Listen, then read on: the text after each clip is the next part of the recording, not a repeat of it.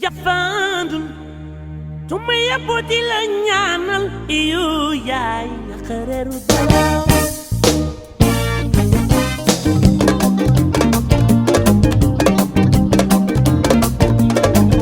piki no bin yaay ramatu de kay na wando dong warulu tontu Amis internautes, merci de nous rester fidèles sur toutes nos plateformes digitales di leen ci dalal jàmm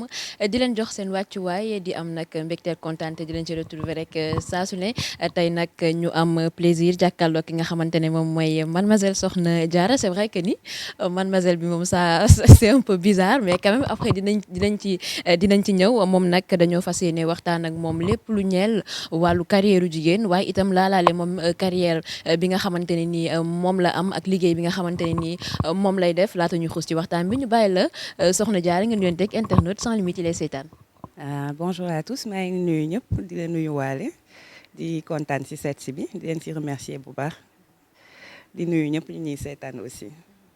jërëjëf Sokhna Diarra wax naa ko nag ci début bi mademoiselle bi moom xaw na maa jaaxal torop ma bëggoon la nag nga wax ma nag dëggantaan instant yi nii CD yi nga bëgg a signé wala CDD maanaam célibataire à durée indéterminée wala déterminée tamit. Yow mës nga gis jigéen bu bëggul jëkkër am na non gëw ma ne am na c'est que yàlla mooy maye tamit rek loolu la mais dañu nekk ci réew boo xam ne Sénégal boo toogee ba benn âge bi amoo jëkkër les gens ils te regardent bizarrement wala dañuy se posent des questions sax alors que jëkkër moom yàlla moo koy maye waaw sëy ci yàlla la mën naa ne chance la tamit parce que nekkul ne da nga ko bëgg rek moo tax nga am ko. xam nga am na ñoo xam ne am nañ jëkkër elles sont pas heureuses dans leur ménage am na ñoo xam ne bëgg nañ jëkkër te amaguñu ko mais ñuy ñaan rek yàlla may ñu sedduñu ci ñu baax ñi waaw. C'est vrai que boo nekkee Sénégal nekk célibataire à un certain âge dañ lay stigmatiser regard social bi ñu am ci yow c'est dafay xaw a yéeme alors qu'ils n'essayent pas de comprendre ana lan moo tax mais Sokhna Diarra ñu bëggoon a xam parce que jamono ji bëri na lu ñuy wax indépendance financière yu jigéen. ñu bëggoon a xam tey ji lan moo mën a nekk contrainte yi bu fekkee ne am nga boroom kër ak bu fekkee ne aussi célibataire nga. Bon damay commencer déjà ci boo amee jëkkër parce que sëy ak liggéey moom bokkul mais le fait que mu mën a ànd wala mu bañ a mën a ànd loolu lépp ça dépend ci jëkkër ci ku góor ci su fekkee ni il est assez compréhensif pour dire bàyyi jabaram mu liggéey bàyyi ko espace bi mu soxla pour liggéey là c'est facile mais su fekkee ne day dëgëral rek là y a un problème. parce que boo tegee sëy teg liggéey priorité bi sëy la suñu diine loolu la wax mais toll nañ tamit jamono boo xam ne liggéey mënu ci bañ a bokk man je vois beaucoup de femmes qui travaillent mais gestion bi fi muy nekkee fii problème bi fi muy nekkee mooy gérer sa sëy boolewaale ci sa liggéey c'est pas évident mais am na ñu koy def quand même léegi boo nekkee célibataire nag c'est autre chose en même temps am na avantage am na inconvénient avantage bi mooy ne que tu as plus de temps. da ngay mën a liggéey amoo contrainte amoo obligation de wàcc dem taaji reer ay xëy defar ndékki ay yu bari daal xam nga comme par exemple man j'ai vu des femmes mariées yoo xam ne seen liggéey fi mu arrêté wee mooy fi ñu commencé njaboot parce que gérer ko ak xale yi méttiw dafa métti alors que boo nekkee célibataire loolu amu ci mais inconvénient bi mooy ne que boo nekkee célibataire et que tu te concentres trop sur le boulot da lay freiner côté jëkkër te dañu waxante dëgg góor yi dañ lay ragal loolu am la ci dëkk bi de waaw dañ lay ragal te indépendance moom ñëpp ko bëgg muy góor di jigéen mais ci jigéen moom am na benn petit problème bu ci am si seen diggante góor yi côté indépendance boobu. C'est vrai que xam naa jigéen bu nekkee une femme battante boo xamante ne dafa bëgg émanciper wu am indépendance financière am kooku xëy na li foofu noonu maanaam day doon loo xamante ne nii daf koy bëgg à tel point que ni day xalaat ne xëy na bu marié wee loolu yëpp dañ ko koy xañ est-ce que nag Diarra nag bokkul tamit ci genre boobu parce que nag qu'on se le dise Sokhna Diarra yow mi dafa mel ni yow yaay dàqe. Déet gis nga yaay dàqe yaay taamu yooyu moom célibataire yëpp dégg nañ ko. boo nekkee célibataire ba benn âge bi li ma la wax boo rombee ci mbedd mi xar yi sax dañ la naan looy xaar bàyyi dàkk bi bàyyi taamu bi te fekk du loolu mais liggéey bi comme li ma la wax ci la bokk mais man li ma préféré sax mooy nga indépendante avant ngay dugg ci sëy ça n'a absolument rien à voir nag parce que ñëpp a bëgg jëkkër mais am na avantage am na inconvénient mais li dàq mooy nga indépendante avant ngay dugg ci sëy bu fekkee ne fekk nga sa góor am c'est un bonus bu fekkee ne li mu yor dafa yemamaay ngeen boole li ngeen am bokk cheminer ndoo ensemble mais man de personnellement teewuma am jëkkër liggéey bi teewuma am jëkkër xëy na chance la rek yàllaa ko tudd moo tax. ñu gis ne aussi bëri na ci réseaux sociaux yi parfois lu ñuy def ci yenn page yi anneaux yi di wax que ni benn soxna xëy na am na liggéey dem na sëyi tey jii borom kër bi ne ko da ngay bàyyi li nga doon def tey jii ni yow jigéen yooyu la nga leen di conseiller. Ah, c'est une question de choix rek parce que man sama expérience personnelle je me souviens bi may njëkk ki ma njëkk a waxu sëy boobu j'étais toute jeune hein, parce que boobu nekkuma fi woon sax maa ngi woon Libye foofu laa doon liggéey comme hôtesse de l'air mais doonuñu woon gisante c'était une relation à distance mais dem na ba ci biir affaire yi sérieux donc moom mu bëggoon officialiser daal on en a beaucoup parlé mais moom condition bi ma doon tegal mooy ne que ma bàyyi liggéey boobu ñibbi si toog Sénégal sëy vraiment boobu mi ngi fekk tamit xale laa woon maa ngi soog a commencé liggéey boo xam ne moo ko amee dafa metti parce que sélection bi c'était dur on était plus de 250 ñu recruter ci 20 personnes metti na formation bi cher beneen bi j'ai une dette envers mes parents parce que dañ ma jox éducation investir si sama jàng ma dem yàggul dara commencé di suturlu tuuti ñu ne la bàyyi loolu pour ñëw dugg ci sëy dafay xaw a délicat c'est une décision lourde à prendre parce que da nga naan sëy sax mooy priorité mais à la fin da nga naan est-ce que je suis prête à faire ce sacrifice là pour dugg ci sëy vraiment donc loolu la daal boo gisee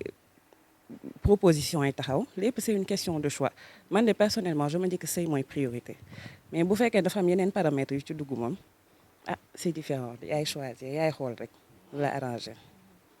yaay xool lu la arrangé d'autant plus que aussi sëy tamit mën na ànd ak liggéey defe naa yàqul dara ñu gis ne aussi soxna Diarra. bu ma ñibbisi woon du ma amaat liggéey de waaw c'était ça bu ma ñibbisi woon moom du ma amaat liggéey moo tax le choix était un peu facile à faire tamit waaw. donc yaakaar naa ne foofu leer na ñu gis ne aussi soxna Diarra am na parcours wax nga sànq ni nekkoon nga hôtesse de l'air en Libye mais tey jii soxna Diarra ci lan lay yëngu. non tey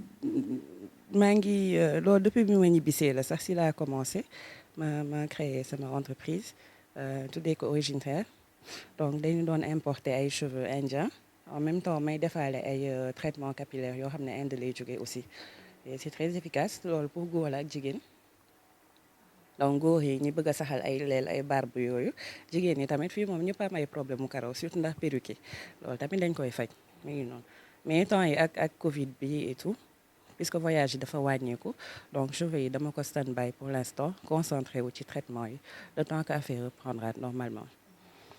mu mel ni tudd nga problème majeur boo xamante ne nii surtout jigéenu Sénégal yi nga xam ne dañ koy nëbb à travers seen perruque yi ma ko ñaas leen tuuti comme man hijab girl la mooy leel bi loolu nag laa bëgg nga waxaat ci pour nag ñi nga xamante ne nii am nañ problème boobu noonu ñu xam ne bu ñu ñëwee tey jii ci Origine Hair di nga saafara seen problème mooy leel bi nga xamante ne tudd nga ko tey jii nii yan produit ngay jël ak naka ngay defee traitement bi ba mën a dindi loolu noonu. waaw déjà man di maa ngi koy def depuis 8 ans maa ngi dugg sama 9e année waaw ay huile ak ay produits nday jëlee Inde indi ko fii mélangé ko boole ko adapté ko ak suñu façon traitement bi ñuy defee fii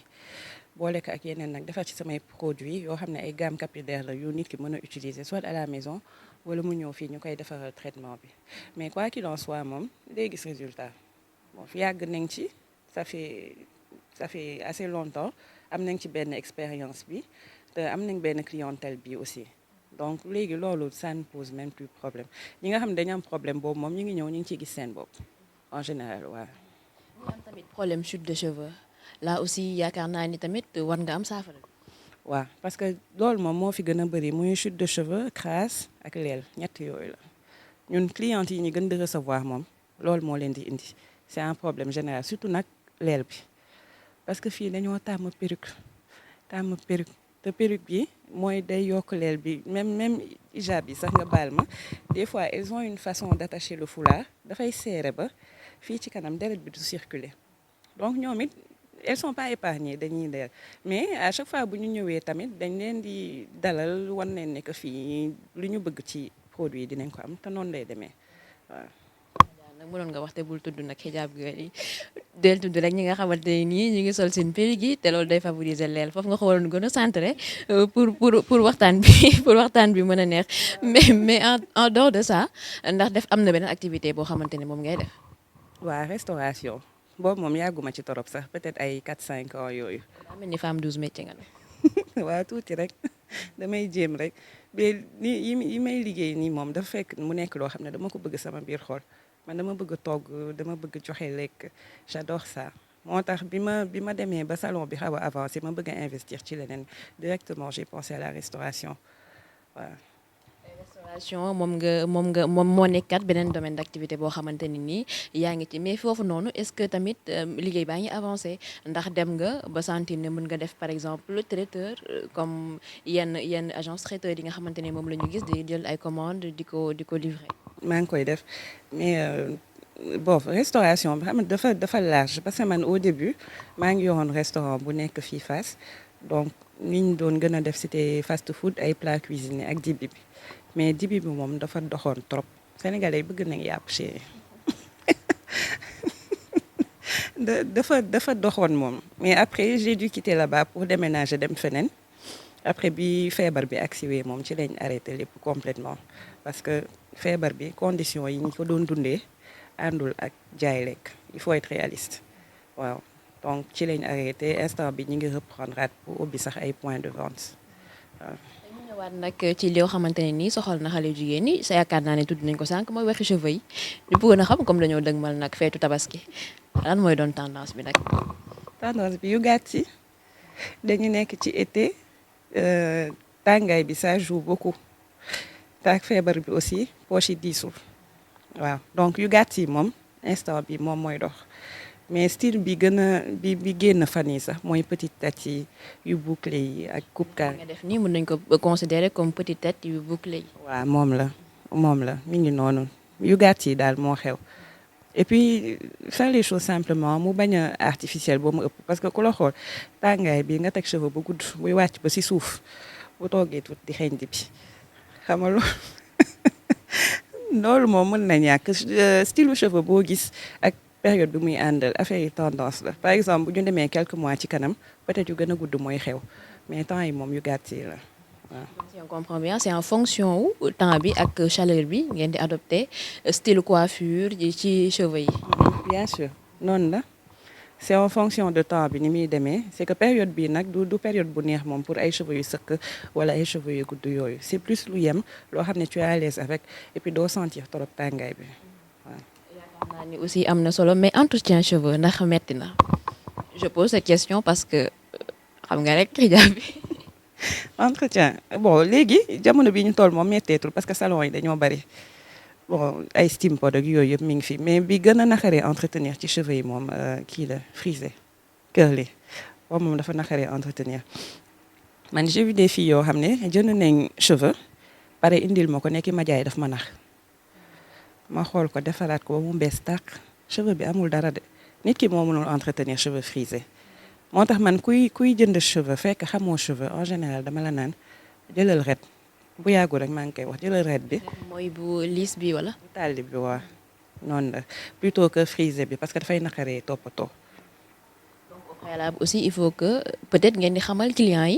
clientes yi ñëw si yéen autant pour moi que ni peut-être boo ko jaayee produit war nga ko expliquer entretien wu produit bi pour bu demee bu amee loo xamante ne nii gis na ko ci loo xamante ne xëy na doyu ko mu ñëwaat ci yéen wala boog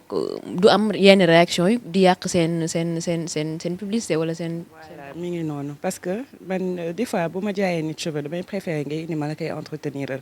te comme ni ma la wax léegi salon yu bari na léegi loolu presque ñëpp a koy def di entretenir cheveux. léegi bu fekkee ne que te salon yi sax léegi dañ lay jaay cheveux jaayaale la produit bi nga ci def pour entretenir ko bu ko defee du soxla ngay dellu si loolu moo gën a simple mais am na ñoo xam ne tayal nañ mënuñoo raxas mënuñu ci dara dañuy préférer yóbbu salon fay benn 3000 5000 10 000 francs ñu defaral leen ko plutôt que ñu koy defaral seen bopp mais entretien bi xëy na li ma ko tàmm defar moo tax man je trouve que méttiwul waaw. ci wàllu prix bi c'est vrai que bu ñu nee cheveux naturel rek prix bi déjà nit ñi dañ ciy xalaat loolu day dawloo xale góor yu bari parce que dañuy jàpp ne dafa cher et tout mais tey jii nii prix cheveux fan la commencé ba fan la dalee. bon cheveux cheratul cher am na temps moom cheroon na trop moom man bi ma ciy soog a dugg je sais que yenn qualité cheveux yi moom bareegul woon donc c'était assez cher. di nga gis koo xam ne dina fay facilement nii benn 250 wala 300 000 ci benn perruque mais yooyu li nga koy gis sax bareetul léegi à partir de 20 000 francs nga am sa cheveux ou moins sax am na ñu koy jaayee beaucoup moins que ça donc ça dépend nag ci dëkk bi muy jóge ak confection bi ñaw bi ak qualité cheveux bi ngay joxe aussi waaw ñett yooyu la daal loolu daal mooy différencier prix yi mais cheveux moom wax dëgg yàlla jamono bii ñu toll bari na cheratul léegi cheratul. Cheratul c'est à portée de tout le monde ku am 20 000 jusqu'à 200 000 je pense mën nga am cheveux soxna Diarra nag waxtaan bi neex na waaye rek dañ lay bàyyi rek nga def say kàddu yu mujj bien sûr boo amaatul leneen loo xamante ne nii mën ko baaxee askanuk Sénégal particulièrement jigéen ñi. nañ gëm seen bopp rek affaire yi gëm-gëm la rek que tu sois marié ou célibataire loolu amul importance l'essentiel mooy nga gëm sa bopp parce que bon nga nekk célibataire peut-être ci ngay gën a mën a am liberté liggéey gën a mën a am temps pour yenn yi exemple bu ma lay jox rek bi may yor restaurant bi j'avais des horaires très difficiles 9 heures laa doon xëy des fois ay 3 heures 4 heures du matin lay tëdd loolu une femme mariée ne peut pas faire ça du dëgg donc bu fekkee ne da nga am jëkkër tamit bëgg a liggéey gëm-gëm la rek nga aménager say horaires ba nga xam ne di nga mën a boole sëy bi ak liggéey bi parce que ñaari lu mën a ànd la bu ñu foog ni que mënul ànd et puis tamit dara yombul dëkk bi ñu nekk léegi metti na dëgër na bon pour certains l'argent se fait rare et tout mais boo amee gëm-gëm da ngay dem man bi may commencer mes débuts étaient difficiles daan naa liggéey mës naa liggéey salaire wu ay 40 000 50 000 liggéey naa journalier lu nekk def naa ko te boobu mi ngi fekk pare naa jàng war naa mën a am lu ëpp loolu mais dama gëmoon teel a tàmm liggéey aussi 16 ans laa commencé liggéey fa ma doon liggéey j'étais la plus jeune employée de l'entreprise xam nga boo ko tàmmee da ngay dem ba toll foo xam ne du xaalis sax moo lay tax a dem mais tàmmoo toog man xëy na loolu moo ma sonal ba tey tàmmoo ma toog toujours maa ngi ci dara donc l'essentiel c'est que na nga ko gëm rek et puis nga bañ toujours di ci sóoraale xaalis bi aussi des fois tu le fais pour le plaisir des fois tu le fais pour am nit ñi parce que boo seetee am na fooy toll nga am nit ñi moo gën téeméer yoon nga am seen xaalis parce que loolu day continuer man j'ai des clientes yoo xam ne depuis un peu plus de 8 ans presque 10 ans maa ngi nekk ci jàmm ak ñoom te loolu dafa neex xam nga ngeen sekk ay teraanga loolu dara dàq ko donc may encourager ñëpp kenn koo xam képp koo xam da nga bëgg a dugg dans le secteur de l'informel bul hésiter parce que léegi commerce beeg yooyu yëpp yaatu na y a tellement d'activités que les gens peuvent faire te mi ngi dox par exemple vente en ligne bi gis nga léegi ni mu doxee ça marche très bien ak yeneen ak yeneen ak yeneen donc may nuyuwaale ñëpp di remercier ñëpp di leen remercier yéen aussi et kontaan naa trop si ñëw bi di nuyu sama mbokk yi xarit yi sama clientes yi aussi et surtout sama famille parce que dañ may jàppale di ma soutenir di ma comprendre sama yaay tamit je lui fais un gros bisou voilà merci beaucoup. merci beaucoup soxna Diarra yaakaar naa ne message bi leer na soo gëmul sa bopp kenn du la gëm un message boo xam ne nag dañ koy lancer jigéenu Sénégal yëpp pour nag ñu ñoom ñëpp jug rek takk seen digg daal di rek liggéey parce que là on a exemple jigéen boo xamante ne nii jot naa def activité yu bëri dans sa vie rien que pour être une femme indépendante et c'est une chose boo xamante ne nii c'est à féliciter soxna Diarra courage bi nga am pour def activité yooyu yëpp yaakaar naa ne mën nañ ci jël référence pour jigéen ñi